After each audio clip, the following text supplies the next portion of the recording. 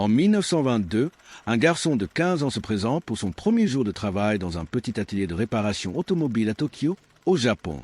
Le propriétaire, qui se demandait si le garçon était même fait pour ce type de métier, l'a plutôt chargé de nettoyer l'atelier et de s'occuper de son enfant. À l'époque, personne n'y prêta beaucoup d'attention, ni ne s'en soucia, mais seulement parce qu'il n'avait aucune idée de qui ce gamin deviendrait finalement. Quelques décennies plus tard, ce garçon, Soichiro Honda, était désormais en concurrence avec certaines des plus grandes marques automobiles du monde, tout en possédant également le plus grand fabricant de motos. C'est l'histoire de comment un pauvre garçon japonais est passé de baby-sitter, d'enfant à la construction de la marque multimilliardaire Honda Motor. L'histoire commence en 1906 dans un petit village rongé par la pauvreté appelé Toishizuoka, au pied du mont Fuji. C'est là que Jie Honda et sa femme ont accueilli leur premier fils, Soichiro Honda. Le père de Soichiro était un forgeron local du village qui réparait aussi des vélos à côté, tandis que sa mère était une tisserande accomplie. Élevé dans des situations économiques difficiles, Soichiro a perdu 5 de ses frères et sœurs en grandissant à cause de problèmes de santé. Quand Soichiro avait 8 ans, il vaquait à sa routine habituelle dans le quartier lorsqu'il entendit un grondement étrange qui attira son attention. Il suivit le son jusqu'à ce qu'il tombe sur un gros morceau d'étrange machinerie roulant sur 4 roues. Cette machine était une Ford Model T et Soichiro resta captivé par ce dont il venait d'être témoin. C'était la première voiture que je voyais. Quelle excitation! Je ne pouvais pas comprendre comment elle pouvait se déplacer par sa propre puissance, et quand elle m'eut dépassé, sans même penser pourquoi, je me suis retrouvé à la poursuivre sur la route aussi vite que je pouvais courir. Cette expérience a laissé une marque dans sa vie qui changerait à jamais la façon dont il interagirait avec les machines. Il a appris à aiguiser les lames des machines agricoles et à réparer les vélos. Il était fasciné par toutes sortes de moteurs et de machines. Mais Soichiro détestait l'idée d'aller à l'école et au lieu de poursuivre une éducation appropriée, il passa la majorité de son enfance à aider son père dans son entreprise de réparation de vélos. Son manque d'intérêt pour l'école affecta si terriblement ses notes qu'il utilisa du caoutchouc qu'il avait trouvé pour contrefaire le tampon de sa famille sur ses bulletins scolaires. De cette façon, son père n'aurait pas besoin de signer le papier et de voir ses notes. Finalement, il se fit prendre et son père le punit en le faisant s'agenouiller toute une journée sans déjeuner. En 1922, Soichiro tomba sur une annonce dans un magazine pour une société de services automobiles basée à Tokyo appelée Arshokai. Il se dit que, puisque l'entreprise était l'un des services automobiles les plus populaires de la ville, elle pourrait avoir besoin de nouveaux travailleurs. Alors, il écrivit une lettre à Arshokai, se renseignant sur un emploi. Et heureusement, il reçut une réponse positive. Ainsi, à l'âge de 15 ans, Soichiro abandonna l'école, quitta la maison et se dirigea vers Tokyo à la poursuite de ses rêves. Quand Soichiro arriva à Tokyo, il fut submergé de voir à quel point la vie en ville était rapide et différente par rapport au village d'où il venait. À l'arrivée de Soichiro, le propriétaire de l'atelier, Yuzo Sakakibara, avait déjà un travail préparé pour lui. Il devait garder l'enfant du propriétaire. Soichiro fut déçu de constater que, pendant les mois suivants, il ne gagnait pas d'argent et que les seules tâches qu'on lui assignaient étaient de porter un bébé enroulé dans son dos. La seule chose qui le faisait rester était la honte de rentrer chez lui en échec et d'affronter ses parents.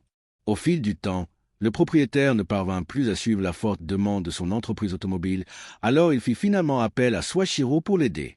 Même si Soichiro commença par des tâches subalternes, il gravit progressivement les échelons jusqu'à devenir un mécanicien de confiance dans l'entreprise. Son talent et son dévouement finirent par attirer l'attention du propriétaire, qui décida de prendre le petit Soichiro sous son aile et de lui apprendre non seulement les réparations mécaniques, mais aussi l'aspect commercial de l'entreprise. Bien que le travail de réparation de Sakakibara comprenait à la fois les automobiles et les vélos, les voitures n'étaient pas aussi populaires à l'époque qu'elles le sont aujourd'hui. Non seulement les automobiles étaient un luxe que seules les personnes de la classe supérieure pouvaient s'offrir, mais la plupart des automobiles de l'époque étaient de fabrication étrangère. Grâce à son travail, Soichiro se familiarisa rapidement avec une large gamme d'automobiles, y compris des Lincoln, des Mercedes, des Daimler et même diverses motos qui étaient amenées à l'atelier. Soichiro s'investit corps et âme pour élargir ses connaissances et sa compréhension de son métier. C'est également par le biais de cette entreprise que Soichiro fut initié au monde des sports mécaniques. À cette époque, les sports mécaniques gagnaient rapidement en popularité en Europe, en Amérique et même au Japon. Et en 1923, Sakakibara lui-même commença à construire des voitures de course avec l'aide de ses ouvriers, dont Soichiro. Leur premier modèle fut la Daimler, construit à l'aide d'un moteur Daimler d'occasion, et leur deuxième modèle fut la Curtiss. La Curtiss fut fabriquée à l'aide d'un autre moteur d'occasion provenant d'un biplan américain Curtiss, placé sur le châssis d'une autre voiture américaine, la Mitchell. Cette voiture participerait au 5e championnat automobile du Japon en 1924, remportant une étonnante première position, avec le frère de Sakakibara comme pilote et Soichiro comme ingénieur accompagnateur. Ce fut une expérience spéciale pour le garçon de 17 ans, et à partir de ce moment, les sports mécaniques devinrent sa religion. En 1926, Soichiro fut appelé pour le service militaire, mais ne réussit pas les examens médicaux car ils révélèrent qu'il était daltonien. Il fut donc exempté de l'armée et put continuer à travailler chez Arshokai. En 1928, Yuzo Sakakibara voulut étendre son entreprise et décida d'ouvrir une succursale d'Arshokai à Hamamatsu. Il pensait qu'il n'y avait pas de meilleur homme pour en prendre la direction que son jeune apprenti, et à l'âge de 21 ans, Soichiro fut appelé pour diriger la nouvelle succursale. Cependant, l'atelier de réparation de Soichiro connut des difficultés la première année, en grande partie parce que les gens ne voulaient pas confier leur voiture à quelqu'un d'aussi nouveau et si jeune.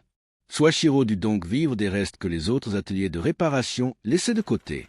Pourtant, le jeune homme utilisa toutes les connaissances et compétences qu'il avait acquises au fil des ans, et avec le temps, il réussit à développer son entreprise. Dans les années 1930, son nouvel atelier était passé d'une exploitation unipersonnelle à un effectif de 30 personnes.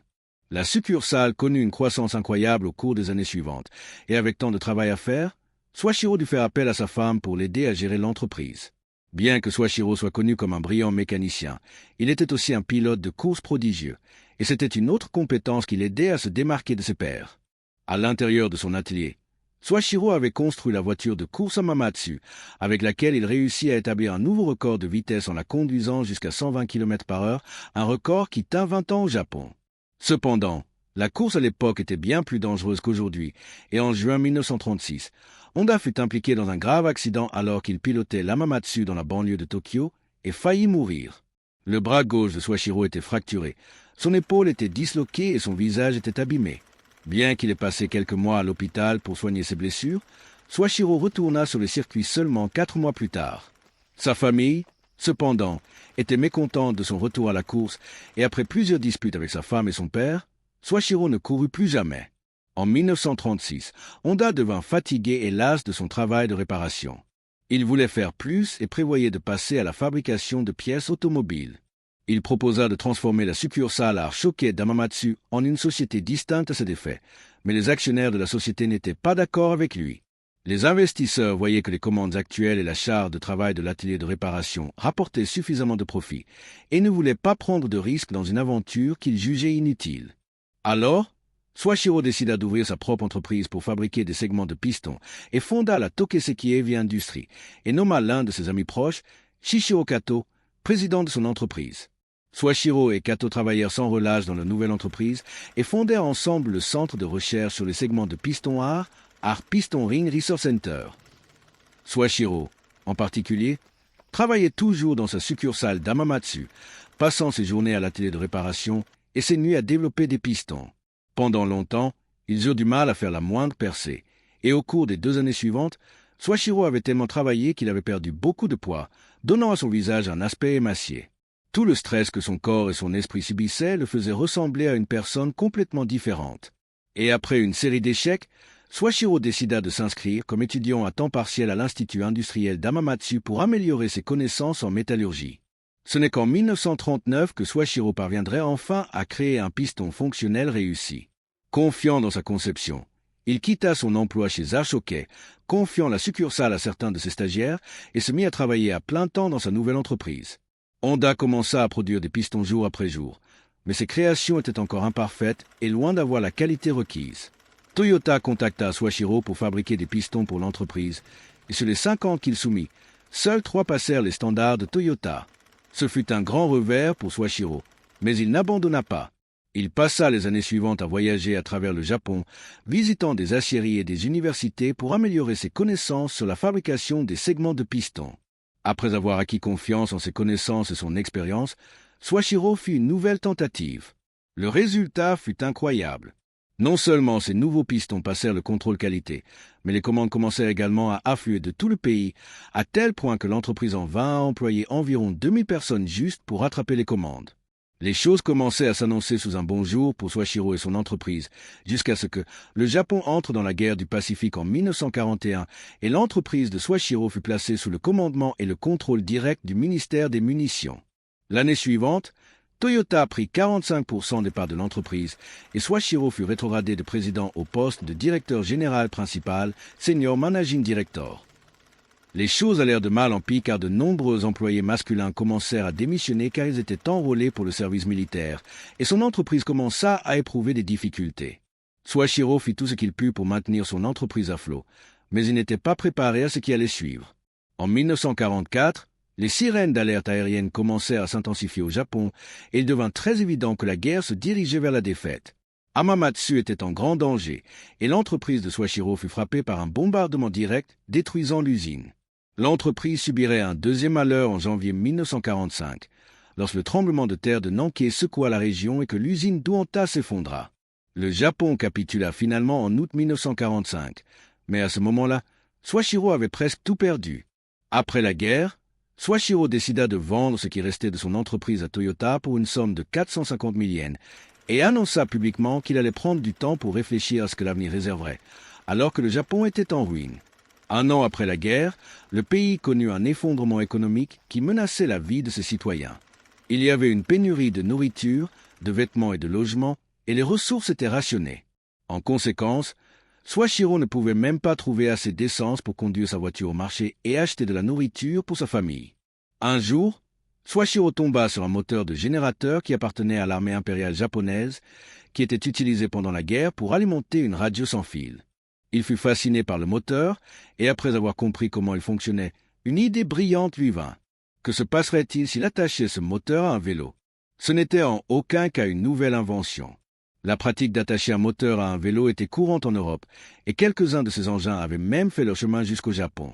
Mais Soichiro savait que le pays avait désespérément besoin de moyens de transport bon marché, et ainsi, en 1946, Soichiro utilisa son ancien entrepôt pour créer l'Institut de recherche technique Honda, Honda Technical Research Institute, dans le seul but de trouver un moyen de fabriquer des motos.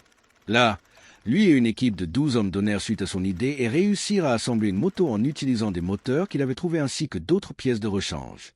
Ces nouveaux vélos motorisés devinrent instantanément un succès, et les commandes commencèrent à affluer de différentes parties du pays. Très vite, Soichiro manqua de moteurs d'occasion. Il décida donc de concevoir et de développer le sien. En 1947, il termina le moteur Type A, et pour la toute première fois, le nom Honda fut blasonné sur une machine. Soichiro fonda la Honda Motor Company en 1948 avec l'objectif initial de construire des motos pour aider les travailleurs japonais à se déplacer. Le seul problème était que Soichiro avait besoin de plus d'argent pour étendre sa production. Alors, il écrivit une lettre ouverte aux 18 000 propriétaires de magasins de vélos au Japon, leur disant qu'il avait pensé à une solution pour remettre le Japon en mouvement. Sur les 18 000 magasins auxquels il écrivit, il reçut des réponses positives de 3 000 d'entre eux et lui fournirent l'argent dont il avait besoin pour commencer à effectuer ses premières livraisons. Un an plus tard, l'entreprise produisit sa toute première moto complète, la Model D.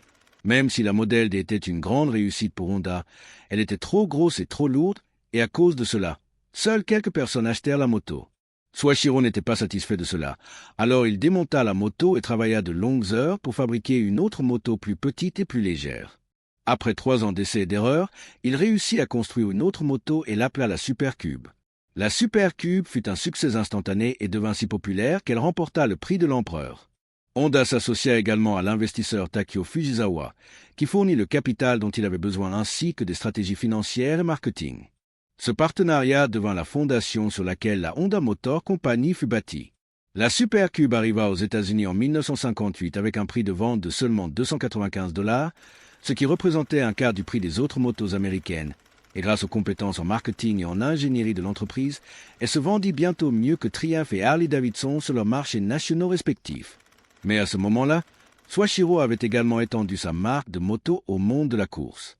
La course à l'époque était plus qu'un sport, c'était la plus grande plateforme pour ces entreprises manufacturières pour présenter leurs voitures et motos au reste du monde. Il voyagea donc à travers le monde pour voir les courses, étudiant et examinant toutes les motos de ses concurrents. En fait, tout au long de sa carrière sur la piste, chaque fois qu'une référence était établie par l'un de ses concurrents, Honda ramenait cette information chez lui et s'efforçait de la surpasser. C'est cette attitude qui a fait passer les motos Honda d'une arrivée affreuse et décevante lors de leur première course internationale en 1954 au prix de l'équipe des constructeurs lors du Tourist Trophy de l'île de Man en 1959, la plus grande course de moto au monde. 2 ans plus tard, Honda gagnerait à nouveau au Tourist Trophy de l'île de Man, et son succès sur la piste de course fit connaître le nom Honda sur la carte mondiale. Dans les années 1960, Honda était devenue la plus grande entreprise de moto au monde. Après la sortie de la Honda Dream en 1949, ils avaient produit un total de 10 millions de motos en 1968. Cependant, devenir la plus grande entreprise de moto n'était pas suffisant pour Soichiro. Il y avait un autre grand rêve qu'il poursuivait depuis l'âge de 8 ans, et ce n'était autre que d'entrer dans l'industrie automobile. Quand Soichiro annonça qu'il se lançait sur le marché automobile, de nombreuses personnes l'avertirent que c'était trop risqué pour l'entreprise et qu'il ferait mieux de se contenter de fabriquer des motos. À cette époque, le Japon avait Nissan, Toyota et quelques autres entreprises qui se disputaient le monde difficile du marché automobile, et les responsables japonais tentèrent de convaincre Soichiro que le pays n'avait pas besoin d'un autre constructeur automobile. Mais Soichiro n'écouta pas leurs arguments. Honda lança sa première automobile en 1963 avec la sortie du T360 Mini-Truck, un petit mais fiable camion pick-up. Malheureusement, le Mini-Truck n'a jamais vraiment pris et il fut bientôt suivi par la toute première voiture de sport de l'entreprise, la S5 Sense. Cette S5 Sense était un roadster 2 portes avec une transmission à 4 vitesses capable d'atteindre 80 miles par heure, environ 129 km/h.